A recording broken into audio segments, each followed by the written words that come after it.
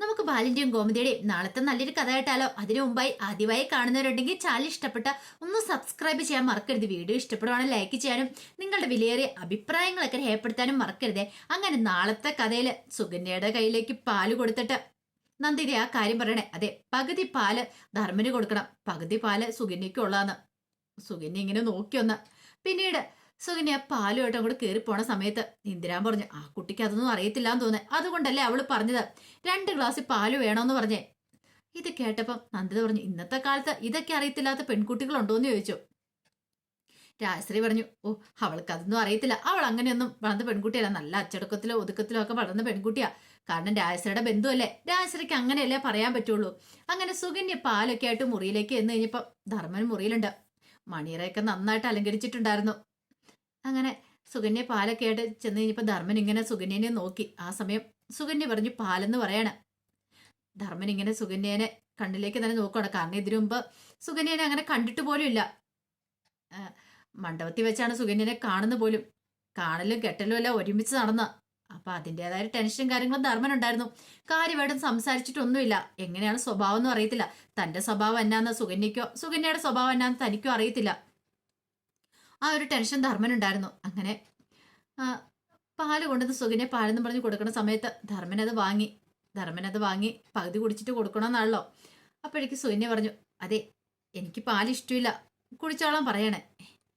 ധർമ്മം പെട്ടെന്ന് ഓർത്ത് ഇനിയിപ്പോൾ ഇഷ്ടമില്ലാത്തതുകൊണ്ടാണോ എങ്ങനെയാണെന്ന് അറിയില്ലല്ലോ എന്നോർത്തോണ്ട് ധർമ്മം പിന്നെ കൂടുതലൊന്നും പറയാൻ പോയില്ല. അങ്ങനെ ഇരുന്ന് കഴിഞ്ഞപ്പോഴത്തേനും ധർമ്മം ചോദിച്ചു, അല്ല, എന്നെ ഇഷ്ടമായോ എന്നൊക്കെ ചോദിക്കുകയാണ്. ആ സമയം സുകന്യ പറഞ്ഞു, ഇനിയിപ്പം ഇഷ്ടത്തിനും ഇഷ്ടക്കേണ്ടൊന്നും പ്രാധാന്യമില്ലല്ലോ, എന്റെ കഴുത്തിൽ താലി കെട്ടിയ ആളല്ലെന്ന് ചോദിക്കുകയാണ്. അങ്ങനെ ഇത്തിരി സമയം ധർമ്മൻ സുകന്യയുമായിട്ട് സംസാരിക്കുന്നുണ്ട്. പക്ഷെ സുകന്യ അങ്ങനെ പിടികൊടുത്തില്ല. ഒരു പിടികൊടുക്കാത്ത സ്വഭാവമാണ് സുകന്യയുടെന്ന് ധർമ്മന് മനസ്സിലായി. പെട്ടെന്ന് അങ്ങനെ സുകന്യ അടുക്കുന്ന ഒരു ടൈപ്പ് അല്ല താനും. കുറച്ച് സമയം കഴിഞ്ഞ് കഴിഞ്ഞപ്പോൾ സുകന്യ പറഞ്ഞു, അതെ, എനിക്ക് നല്ല ക്ഷീണം തോന്നുന്നുണ്ട്, ഉറക്കം വരുന്നുണ്ടെന്ന് പറയണം, എന്നാൽ കിടന്നോളാൻ പറയണം. അങ്ങനെ സുകന്യ കിടന്നു. ധർമ്മൻ ഇങ്ങനെ സുകന്യനെ തന്നെ നോക്കുവാണ്. സുകന്യയുടെ കണ്ണിലേക്ക് തന്നെ നോക്കി. ധർമ്മൻ എന്തോ വല്ലാത്തൊരു ബുദ്ധിമുട്ടും കാര്യങ്ങളൊക്കെ തോന്നി. കാരണം താൻ ഒരിക്കലും ഒരു ആഗ്രഹിച്ച പെൺകുട്ടിയല്ല തൻ്റെ അരികിൽ കിടക്കുന്നത്. പക്ഷെങ്കിൽ കൊതിച്ചു വന്ന് വിധിച്ചത് മറ്റൊന്ന് പറഞ്ഞോണക്ക് ഒരു സാഹചര്യങ്ങൾ കൂടെയാണ് ധർമ്മം കടന്നു പോകുന്നത്. ഇത്തിരി കഴിഞ്ഞപ്പോഴത്തേനും സുകന്യ അവിടെ കിടന്ന് ഉറങ്ങുന്നുണ്ട്. പിന്നെ ധർമ്മന് കൂടുതലൊന്നും ചോദിക്കാനും പറയാനും പോയില്ല. അങ്ങനെ ധർമ്മനും കിടന്നുറങ്ങി. പിറ്റേ ദിവസമായി കഴിഞ്ഞപ്പോൾ ധർമ്മൻ രാവിലെ എഴുന്നേറ്റ് കഴിഞ്ഞപ്പോൾ അച്യുതനും അനന്തനും അലോകും എല്ലാവരും കൂടെ സംസാരിച്ചുകൊണ്ടിരിക്കുന്നുണ്ട് ഹാളിൽ. സുകന്യ രാവിലെ എഴുന്നേറ്റ് ഫ്രഷ് ആവാനൊക്കെ പോയിട്ടുണ്ടായിരുന്നു. അങ്ങനെ വന്നു കഴിഞ്ഞപ്പോൾ ധർമ്മനോട് അനന്ത ചോദിച്ചു, എടാ, നിനക്ക് പെൺകുട്ടിയൊക്കെ ഇഷ്ടപ്പെട്ടോ എന്നൊക്കെ ചോദിക്കുകയാണ്. ആ സമയം ധർമ്മം പറഞ്ഞു, ഇനിയിപ്പോൾ ഇഷ്ടപ്പെട്ടാലും ശരി ഇഷ്ടപ്പെട്ടില്ലേലും ശരി, അവളെൻ്റെ ഭാര്യയല്ലേന്ന് ചോദിക്കുക.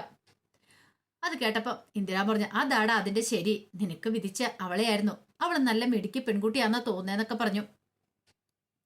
അപ്പോഴേക്കും നന്ദി ചോദിച്ചു, അല്ല, സുകന്യ വന്നില്ലേന്ന് ചോദിക്കണം. അപ്പൊ സുകന്യ രാവിലെ എഴുന്നേറ്റ് വരുമെന്നൊക്കെ ആയിരുന്നു രാജശ്രീ നന്ദിതയൊക്കെ പ്രതീക്ഷിച്ചത്. പക്ഷെ അതൊന്നും ഉണ്ടായില്ല. ഇല്ല എന്ന് പറഞ്ഞു. പിന്നീട് ധർമ്മം പറഞ്ഞു, എനിക്ക് ചില കാര്യങ്ങളൊക്കെ ഏട്ടന്മാരോട് സംസാരിക്കാനുണ്ട്. എന്ത് കാര്യങ്ങള്? അല്ല, ആ കൃത്യ സമയത്ത് തന്നെ ഒരു കുഞ്ഞിനെ വിളിച്ചോണ്ട് ഒരു സ്ത്രീ അവിടേക്ക് വന്നില്ലേ, ഞാൻ അവരെ ഇതിനു മുമ്പ് കണ്ടിട്ടില്ല, ആദ്യമായിട്ട് കാണുന്നതാണ്. ഇതിന്റെ പിന്നിൽ എന്തെങ്കിലും ഒരു ചതിയുണ്ടോ എന്ന് എനിക്ക് സംശയമുണ്ടെന്ന് പറയണം. അപ്പോഴേക്കും അനന്തം ചോദിച്ചു, എന്ത് ചതി? അല്ല, എനിക്ക് തോന്നുന്നത് എന്തോ ഒരു ചതിയുണ്ടെന്നാ. ഞാൻ കാണാത്തൊരു പെൺകുട്ടി എൻ്റെ ഭാര്യയാണ്, അവളുടെ കുഞ്ഞിൻ്റെ അമ്മ ഞാനാന്നൊക്കെ പറഞ്ഞ് വന്നിട്ടുണ്ടെങ്കിൽ എനിക്കത് ഒട്ടും ഇങ്ങ് സഹിക്കാൻ പറ്റില്ല. ഇതിൻ്റെ പിന്നിൽ എന്തെങ്കിലും ചതി ഉണ്ടെങ്കിൽ അത് കണ്ടുപിടിക്കുക തന്നെ വേണം. ഇന്ദിരാമ നന്ദിയൊക്കെ പറഞ്ഞു, അത് ശരിയാ, വേണം, അതെങ്ങനെ വെറുതെ വിടാൻ പറ്റില്ല. ദേ അനന്ത, അച്യുത, നിങ്ങളൊരു കാര്യം ചെയ്യണം. എത്രയും പെട്ടെന്ന് ആ പെണ്ണ് ഏതാണ്, എന്തായിരുന്നു അവളുടെ ഉദ്ദേശം എന്നൊക്കെ അറിയണം. ധർമ്മന്റെ കല്യാണം മുടക്കിയിട്ട് അവൾക്ക് എന്ത് കിട്ടാനാ, അതിന്റെ കാര്യങ്ങളൊക്കെ അറിഞ്ഞേ മതിയാവുള്ളെന്ന് പറയണം. അപ്പോഴേക്കും അച്യുതൻ പറഞ്ഞു, ഇനിയിപ്പോൾ അതിന്റെ പിന്നാലെ പോകേണ്ട കാര്യമുണ്ടോ? കാരണം കഴിഞ്ഞത് കഴിഞ്ഞു, അവന്റെ കല്യാണം കഴിഞ്ഞില്ലേ, ധർമ്മന്റെ കല്യാണം നടക്കാതിരിക്കുകയാണെങ്കിൽ പിന്നെ നമുക്ക് അതിന്റെ പിന്നാലെ പോയിരുന്നു. ഇവന്റെ കല്യാണം കഴിഞ്ഞു, ഇനിയിപ്പം നമ്മളൊന്നും ചെയ്യാതിരിക്കുന്നതായിരിക്കും നല്ലത്. ധർമ്മം പറഞ്ഞു, പക്ഷേ എന്നാലും ഞാനത് അങ്ങോട്ട് വെറുതെ വിടാൻ പോകുന്നില്ല, എനിക്ക് ഇതിന്റെ സത്യാവസ്ഥ അറിഞ്ഞാൽ മതിയാവുള്ളൂ അച്യുതേട്ടാ, ഞാനിത് അറിയുക തന്നെ ചെയ്യും എന്നൊക്കെ പറഞ്ഞു. അങ്ങനെ അവര് അതിനെക്കുറിച്ചൊക്കെ സംസാരിക്കുകയാണ്. ഈ സമയത്ത് ആനന്ദം പറഞ്ഞു, എന്താണെങ്കിലും ദേവമംഗലം ബാലിന് കിട്ടിയ നല്ലൊരു അടി തന്നെയാ. കൃത്യസമയത്ത് വേറെ മറ്റൊരു പെണ്ണിനെ കൊണ്ടുവന്ന് നിന്റെ വിവാഹം നടത്താമെന്ന് ചോദിച്ചു കഴിഞ്ഞപ്പം അയാൾ ശരിക്കും ഒന്ന് ഞെട്ടിപ്പോയി. ഞങ്ങളില്ലായിരുന്നെങ്കിൽ ഇതേ ഇന്ന് നിന്റെ കല്യാണം പോലും നടക്കില്ലായിരുന്നു. പിന്നെ നിന്റെ ജീവിതത്തിൽ ഒരു കല്യാണം നടക്കുമെന്ന് പറയാൻ പോലും പറ്റില്ലായിരുന്നു പറയണം. ധർമ്മ പറഞ്ഞു, കല്യാണം നടന്നില്ലേലും എനിക്ക് പ്രശ്നമില്ലായിരുന്നു. ദേ, അളിയനെ വിഷമിപ്പിച്ച എനിക്ക് വിഷമമായിപ്പോയി. കാരണം അവരൊക്കെ എത്ര സങ്കടത്തോട് കൂടിയിട്ടാ പോയെന്നറിയോ, എത്ര പ്രതീക്ഷയോട് കൂടിയിട്ടാ എന്റെ കല്യാണത്തിന് വന്നേ. ഒടുവിൽ അങ്ങനെയായി തീർന്നില്ലേ. ഇന്ദിരാമ പറഞ്ഞു, അതിലെനിക്കും വിഷമമുണ്ട്. അച്യുതൻ പറഞ്ഞു, വിഷമിച്ചിട്ടൊന്നും കാര്യമില്ല, നടക്കേണ്ടതല്ലാടെ ധർമ്മം നടക്കോളൂ എന്നൊക്കെ പറഞ്ഞു. അങ്ങനെ സംസാരിക്കണ സമയത്താണ് സുകന്യ അങ്ങോട്ടേക്ക് ഇറങ്ങി വരുന്നത്. അങ്ങനെ സുകന്യയെ കണ്ടു കഴിഞ്ഞപ്പോഴത്തേനും അച്യുതൻ ചോദിച്ചു, എങ്ങനെയുണ്ടായിരുന്നു മോളെ, വീടൊക്കെ ഇഷ്ടപ്പെട്ടോ? കല്യാണം കഴിഞ്ഞ ആദ്യമായിട്ടാണ് നീ ഇങ്ങോട്ട് വരുന്നേ, ഇനിമുമ്പ് അധികം ഒന്നും വന്നിട്ടൊന്നുമില്ല. വീടൊക്കെ നിനക്ക് ഇഷ്ടപ്പെട്ടോ എന്നൊക്കെ ചോദിച്ചു.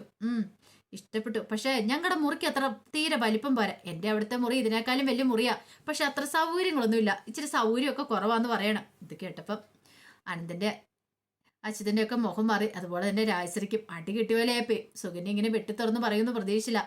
അപ്പോഴേക്കും അച്യുതൻ ചോദിച്ചു, ബാക്കി കാര്യങ്ങളെല്ലാം ഓക്കെ അല്ലേ? കുഴപ്പമില്ല, അഡ്ജസ്റ്റ് ചെയ്യാന്ന് പറഞ്ഞു. ഇന്ദിരാമ്മ പറഞ്ഞു, അതെ, ഇനി മുതൽ ഇതാണ് നിന്റെ വീട്. കാരണം ഈ വീടുമായിട്ട് മോള് പൊരുത്തപ്പെട്ട് പോണെന്നൊക്കെ പറഞ്ഞു. എൻ്റെ ധർമ്മനൊരു ജീവിതം കൊടുക്കാൻ വന്നവളല്ലേ നീ, എത്ര നന്ദി പറഞ്ഞാലും മതിയാവില്ലെന്നൊക്കെ പറയാണ്. അപ്പോഴേക്കും സുകന്യ ചോദിച്ചു, അല്ല ബ്രേക്ക്ഫാസ്റ്റിന് എന്താ എന്ന് ചോദിക്കണേ രാജശ്രീയുടെ. അതേ കേട്ടപ്പോൾ രാജശ്രീ പറഞ്ഞു, ബ്രേക്ക്ഫാസ്റ്റിനൊക്കെ ഉള്ള ഉണ്ടാക്കിയിട്ടുണ്ടെന്ന് പറയണം. സുകന്യക്ക് വിശക്കാൻ തുടങ്ങിയായിരുന്നു. സുകന്യ പിന്നെ ആരെ നോക്കിയാൽ അങ്ങോട്ടേക്ക് പോയി ആഹാരം കഴിക്കാനായിട്ട് ഇരിക്കണം. അത് കണ്ടപ്പോൾ രാജശ്രീക്കൊക്കെ ഒരു ഞെട്ടലുണ്ടായി. പെട്ടെന്ന് രാജശ്രീ പറഞ്ഞു, അല്ല മോളെ, അവരൊന്നും കഴിക്കാൻ വന്നില്ലല്ലോ, ധർമ്മനൊന്നും വന്നില്ലോ, അവർക്ക് വിശക്കുമ്പോൾ ആരും കഴിച്ചോളും, എനിക്ക് വിശക്കുന്നുണ്ടെന്നൊക്കെ പറഞ്ഞുകൊണ്ട് സുകന്യ ഇരുന്ന് കഴിക്കാൻ തുടങ്ങി. എന്ത് ചെയ്യാൻ പറ്റും. അങ്ങനെ കഴിപ്പൊക്കെ കഴിഞ്ഞിട്ട് കുറച്ചേരം സുകന്യ അതിലൊക്കെ നടക്കുവാണ്. ഈ സമയത്ത് നന്ദിതെ രാജശ്രീക്ക് അടുക്കളയിലുണ്ടായിരുന്നു. ഇത്തിരി സമയം കഴിഞ്ഞപ്പോൾ സുകന്യ അങ്ങോട്ട് ചെന്നു. സുകന്യ അവിടെയൊക്കെ നോക്കി. സുകന്യക്ക് അത് പരിചയം കാര്യങ്ങളൊന്നും ഇല്ലല്ലോ. അപ്പോഴേക്കും നന്ദി ചോദിച്ചു, എന്താ സുകന്യെന്ന് ചോദിക്കുക. അല്ല, ഉച്ചയ്ക്ക് ഊണിന് ഫിഷ് കറി ഉണ്ടാവില്ലോ അല്ലേ എന്ന് ചോദിച്ചു. ഇത് കേട്ടപ്പോൾ നന്ദിതയുടെ അന്താളിപ്പോടെ നോക്കണം. കല്യാണം കഴിഞ്ഞ് പിറ്റേ ദിവസമാണെന്ന് ഓർക്കണം ഇങ്ങനെയൊക്കെ ചോദിക്കുന്നത്. സാധാരണ പെൺകുട്ടികൾക്ക് ഒരു നാണോ ഇതൊക്കെ കാണുമായിരിക്കും, അവരിങ്ങനെ ഒതുങ്ങിക്കൂടി നിൽക്കുള്ളൂ. പക്ഷെ ഇതൊന്നും അങ്ങനെയൊന്നുമല്ല. മനസ്സിൽ എന്തോ ഉണ്ടെങ്കിൽ അത് വെട്ടി തുറന്ന് പറയുകയും ചെയ്യും. അത് മാത്രമല്ല, സുകന്യയ്ക്ക് ഈ വീട് അത്ര പിടിച്ചിട്ടില്ലെന്ന് നന്ദിതയ്ക്ക് തോന്നുകയും ചെയ്തു. ആ സമയം നന്ദിത പറഞ്ഞു, ഫിഷ് വേണമെന്ന് അങ്ങനെ നിർബന്ധമൊക്കെ ഉള്ള കൂട്ടത്തിലാണോ? അതെ, എനിക്ക് ഫിഷ് അങ്ങനെ എന്തേലും വേണം, അല്ലെങ്കിൽ എനിക്ക് കഴിക്കാൻ ഭയങ്കര ബുദ്ധിമുട്ടുണ്ടെന്നൊക്കെ പറയണം. ദൈവമേ, പെട്ടുപോയല്ലോ എന്നൊരു ചിന്തയൊക്കെ ആയിരുന്നു നന്ദിതയുടെ മനസ്സിൽ. ഇതെന്ത് ഭാവിച്ചാന്ന് മനസ്സിലായില്ല. ഇതെങ്ങനെ ഇവളുടെ സ്വഭാവമാണോ അതോ ഇനിയിപ്പോൾ ഇങ്ങനെ തന്നെ ആണോ എന്നും അറിയത്തില്ല. അപ്പോഴേക്കും ഇത് കേട്ടപ്പോൾ രാജശ്രീ നന്ദിതേനെ ഒന്ന് നോക്കി. പിന്നീട് സുകന്യ അങ്ങോട്ട് പോയി കഴിഞ്ഞപ്പോൾ നന്ദിത രാജശ്രീയോട് പറഞ്ഞു, അല്ല, ചിലപ്പോൾ ആദ്യമായിട്ട് വന്നതിൻ്റെയൊക്കെ ബുദ്ധിമുട്ടൊക്കെ ആയിരിക്കും, പിന്നെ ഇവിടെ അത്ര പരിചയമൊന്നും ഇല്ലല്ലോ, ഇനിയിപ്പം നമ്മളൊക്കെ പറഞ്ഞു വേണം ഓരോ കാര്യങ്ങളൊക്കെ പറഞ്ഞ് മനസ്സിലാക്കി കൊടുക്കാനായിട്ടെന്ന് പറഞ്ഞു. അപ്പോഴേക്കും ഇന്ദിരാമ അങ്ങോട്ട് വന്നു. ഇന്ദിരാമ അത് ശരി വെക്കുവാണ്. പുതിയതായിട്ട് വന്നുകൊണ്ട് അവൾക്ക് കാര്യങ്ങളൊന്നും അറിയത്തില്ലായിരിക്കും, അവളോട് കാര്യങ്ങളൊക്കെ പറഞ്ഞ് മനസ്സിലാക്കണം എന്നുള്ളത്. ഈ പറയുന്ന രാജശ്രീക്ക് ഓർത്തുകൊണ്ടിരുന്ന താനൊക്കെ പറയുന്ന അനുസരിച്ച്, താനൊക്കെ പറയുന്ന എല്ലാം കേട്ട് അനുസരിച്ച് തന്നോടൊപ്പം നിൽക്കുന്ന ഒരാളായിരിക്കും സുകന്യെന്ന്. പക്ഷെ സുകന്യയുടെ സ്വഭാവം പണ്ട് മുതൽ രാജശ്രീക്ക് കുറച്ചൊക്കെ അറിയായിരുന്നു. കാരണം ഉരുളയ്ക്ക് ഉപ്പേരി പോലെ മറുപടി പറയുമെന്ന് പറയായിരുന്നു. പക്ഷെ ഇത്രയ്ക്ക് പ്രതീക്ഷയില്ല.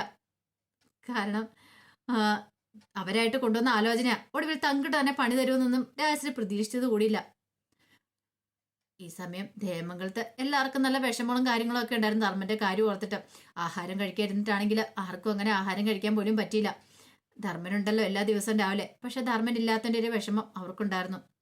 അങ്ങനെ ബാലൻ കടയിലേക്ക് പോകാനായിട്ട് ഇറങ്ങുന്ന സമയത്താണ് അവിടേക്ക് സൗദാമിനി എന്ന് പറയുന്നത് ആ സ്ത്രീ. സൗദാമിനി എന്നല്ല അവരുടെ ശരിക്കും പേര്. അവര് സൗദാമിനിയാന്നൊക്കെ പറഞ്ഞുകൊണ്ട് മണ്ഡപത്തിലേക്ക് വന്ന് കല്യാണം മുടക്കിയത്.